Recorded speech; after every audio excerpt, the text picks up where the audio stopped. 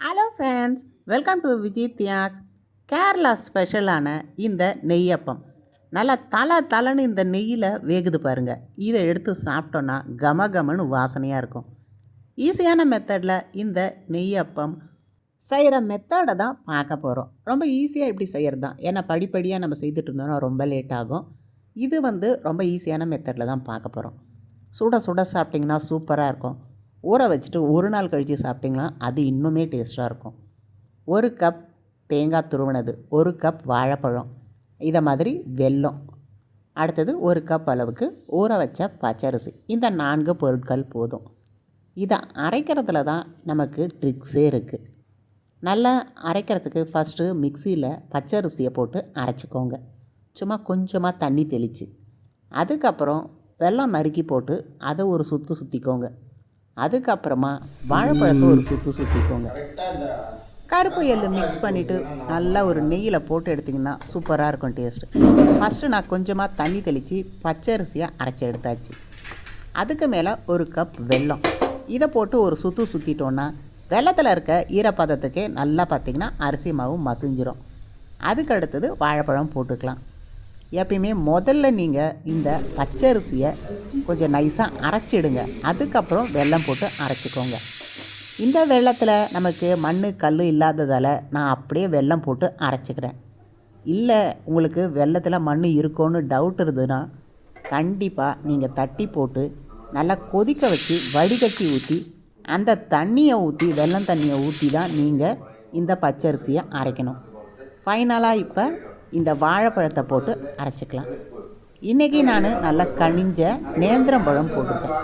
உங்களுக்கு எந்த பழம் கிடைக்குதோ அந்த வாழைப்பழங்களை போட்டுக்கோங்க. முதல்ல நீங்கள் பச்சரிசி அரைச்சிக்கோங்க, அடுத்தது வெல்லம் போட்டு கொஞ்சம் அரைச்சிக்கோங்க, ஃபைனலாக வாழைப்பழம் போட்டு அரைச்சிக்கோங்க. இதை மாதிரி ஸ்டெப் பை ஸ்டெப்பாக பண்ணிங்கன்னா தான் உங்களுக்கு டேஸ்ட்டு நல்லா எடுத்து கொடுக்கும். இப்போ நம்ம அரைச்சி எடுத்த இந்த கலவைகளை போட்டுக்கலாம். அரைமுடி தேங்காய் இதை மாதிரி நல்லா துருவி எடுத்ததை போட்டுக்கோங்க. இதை நம்ம நெய்யில் வறுத்து போட்டாலும் நல்லாயிருக்கும். ஏலக்காய் பவுடர் இது 1 ஸ்பூன் போட்டுக்கோங்க. அடுத்தது நமக்கு சுக்கு பொடி, இது ஒரு அந்த மரம். இந்த அளவுக்கு காரம் போட்டிங்கன்னா தான் எடுத்து கொடுக்கும். ஒரு 1/2 ஸ்பூன் போல் நமக்கு உப்பு. கண்டிப்பாக இதுக்கு நம்ம கருப்பு எள்ளு சேர்த்தா தான் டேஸ்ட்டு சூப்பராக இருக்கும். உங்களுக்கு கருப்பு எள்ளு பிடிக்கலன்னு போது வெள்ளை எள்ளு கூட போட்டுக்கோங்க. எள்ளு போடும்போது நல்லா கொஞ்சம் தாராளமாகவே போட்டுக்கோங்க. நெய்யில் பொரியுது பாருங்கள் அந்த எள்ளு, அந்த பொரியிற வாசனைக்கு இந்த அப்பத்துக்கு நல்ல ஒரு டேஸ்ட்டு எடுத்து கொடுக்கும். கண்டிப்பாக ஒரு 2-3 ஸ்பூனாவது போட்டுட்டு நல்லா இதை மிக்ஸ் பண்ணிக்கோங்க. சுக்கு, ஏலக்காய், இந்த எள்ளு, தேங்காய் எல்லாம் ஒவ்வொரு மூலையிலையும் இருக்குது. நல்லா இதை கலந்து எடுத்துட்டு 4 மணி நேரம் போல் நல்லா புளிக்க விடுங்க. அப்போ தான் நல்லா பந்து போல் திரண்டு வரும். 4 மணி நேரம் கழித்து எடுத்திங்கன்னா நல்லா இது மாதிரி உப்பி வந்திருக்கும் மாவு. இதுக்கப்புறம் ஊற்றுனீங்கன்னா டேஸ்ட்டும் நல்லாயிருக்கும். 4 ஹவர்ஸ்க்கு மேலே வைக்காதீங்க, ரொம்பவே புளிச்சு போயிடும். அந்த டேஸ்ட்டு நல்லா இருக்காது. மினிமம் நமக்கு 4 ஹவர்ஸ் மட்டும்தான் வைக்கணும். அதுக்கப்புறம் புளிச்சு போனதை ஊற்றுனீங்கன்னா அந்த டேஸ்ட்டு ஒரு மாதிரி இருக்கும். இப்போ நம்ம 4 ஹவர்ஸ் கழித்து நெய்யை ஊற்றிட்டு அதுக்கப்புறம் இதை ஊற்றி எடுத்துட்டோன்னா சூப்பராக இருக்கும் டேஸ்ட். இன்றைக்கி நான் இந்த நெய்யை ஊற்றிருக்கேன். ஃபைனலாக பார்த்திங்கன்னா லாஸ்ட் வரையுமே எல்லாத்தையும் இந்த நெய்யிலே தான் பொரித்து எடுப்போமே தவிர அடுத்தடுத்து நம்ம நெய்யெல்லாம் ஊற்ற மாட்டோம். ஒரு டைம் ஊற்றுற நெய்யிலேயே பார்த்திங்கன்னா எல்லாத்தையுமே பொரித்து எடுத்துடலாம். அந்தளவுக்கு நெய் பார்த்திங்கன்னா குடிக்காது.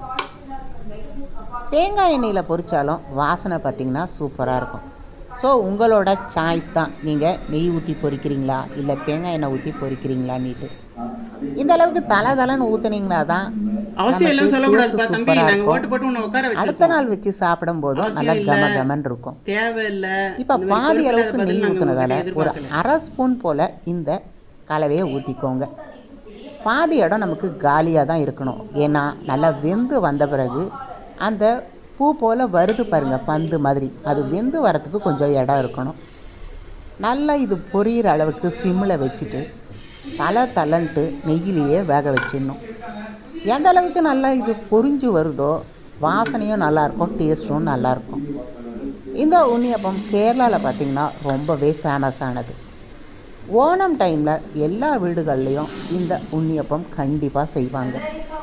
கோவில்களில் அதிகபட்சமாக பார்த்திங்கன்னா கிருஷ்ணர் கோவிலில் பிரசாதங்களாக வழங்கப்படக்கூடியது தான் இந்த உண்ணியப்பம். உண்ணியப்பம் சொல்லுவாங்க, நெய்யப்பம் சொல்லுவாங்க. நம்ம ஊர்களில் இதை மாதிரி ஊற்றணுன்னா இதை பார்த்திங்கன்னா பணியாரம்னு சொல்லுவோம். ஸோ இப்போ போட்டிருக்க இந்த கருப்பு எள்ளு நெய்யில் பொரியுது பாருங்கள், அந்த கருப்பு எள்ளோட வாசனை நல்லா தூக்கலாக இருக்கும். அதுக்காக தான் ஒரு 2-3 ஸ்பூன் நிறையவே போட்டுக்கோங்க. எண்ணெய் நல்லா சிம்மில் வச்சு பொரித்த பிறகு அடுத்த பக்கம் திருப்பி போட்டுட்டு ஒரு 5 நிமிஷத்தில் எடுத்துட்டோன்னா சூப்பராக இருக்கும். டேஸ்ட்டும் சரி, வாசனையும் சரி. பார்க்கும்போதே எனக்கு நாக்கு ஊறுது. இந்த கலர் வந்த உடனே இப்போ நம்ம திருப்பிக்கலாம். பச்சரிசி மாவு நம்ம இதை அரைச்சி போட்டிருக்குது. பச்சரிசி மாவு அந்தளவுக்கு பார்த்திங்கன்னா நெய் குடிக்கிறதோ எண்ணெய் குடிக்கிறதோ ஜஸ்ட் இது வெந்து எடுத்துட்ட பிறகும் இதிலையே பார்த்திங்கன்னா அந்த நெய் அப்படியே தங்கி போயிடும். அடுத்த ஒரு ஈடு ஊற்றலாம், அதுக்கும் அடுத்த ஒரு ஈடு, இந்த மாதிரி 4 ஈடு ஊற்றுற அளவுக்கு அந்த நெய் பார்த்திங்கன்னா அதிலேயே தான் இருக்கும். இப்போ நல்லா பந்து மாதிரி சூப்பராக உப்பி வந்துருச்சு. புளிச்சிட்டு நீங்கள் போட்டிங்கன்னா தான் இந்த மாதிரி நல்லா பந்து மாதிரி அழகாக வரும். நீங்கள் உடனே கலந்து உடனே போட்டிங்கன்னா உங்களுக்கு அது கல் மாதிரி இருக்கும், சாஃப்டாக இருக்காது. அடுத்தது டேஸ்ட்டும் பார்த்திங்கன்னா அந்தளவுக்கு இருக்காது. மினிமம் 4 hours செய்யுங்க, அதுவே போதும். நல்லா இந்த மாதிரி சாக்லேட் கலர் ப்ரௌனிஷாக இருக்கா, இப்போ எடுத்துட்டு நீங்கள் சூடாகவும் சாப்பிட்லாம், ஆற வச்சு சாப்பிடலாம். இப்போ நான் எடுக்கும் பொழுதே நீங்கள் பார்த்தீங்கன்னா தெரியும், ஒவ்வொரு குழியிலையும் அப்படியே நான் ஊற்றின நெய் அதிலேயே தான் இருக்குது. ஸோ இது வேகிறதுக்கு நிறைய பார்த்திங்கன்னா நெய்யோ எண்ணெயோ குடிக்காது. பச்சரிசி மாவு அந்த அளவுக்கு. இப்போ இதை எடுத்துட்டு நம்ம அடுத்த இது ஊற்றிக்கலாம். ஒரு கப்பு வெல்லம், சுக்குப்பொடி, ஏலக்காய் பொடி, அடுத்தது பார்த்தீங்கன்னா உப்பு. இதை 3 போட்டிங்கன்னா தான் இந்த இனிப்பு நமக்கு எடுத்து கொடுக்கும். எந்த ஸ்வீட் செய்யும் பொழுதும் கொஞ்சம் நீங்கள் உப்பு கண்டிப்பாக போடணும். அதுவும் இந்த மாதிரி ஸ்வீட்டுக்கு சுக்கு போட்டிங்கன்னா அதோட காரமும் பார்த்தீங்கன்னா சூப்பராக இருக்கும்.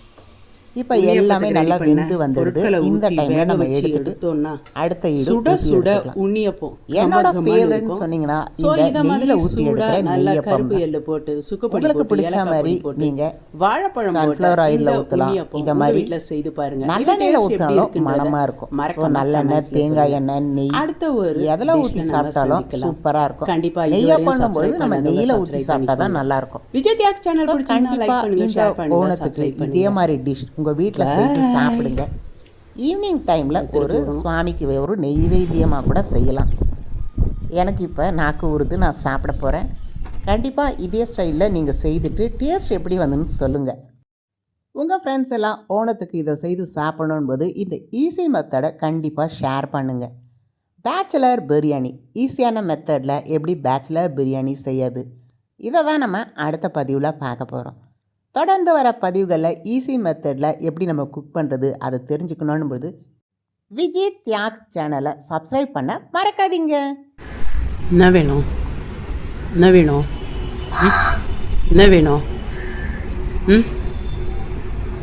இப்போ தானே பிஸ்கெட் வச்சேன், திருப்பி வந்து வேணா என்ன வேணும்? ப்ரெட்டு சாப்பிட்றியா? வேண்டாமா? ப்ரெட்டு சாப்பிடு. இந்த ப்ரெட்டு சாப்பிட்றீ சொல்லும். இந்த நல்லாயிருக்கு.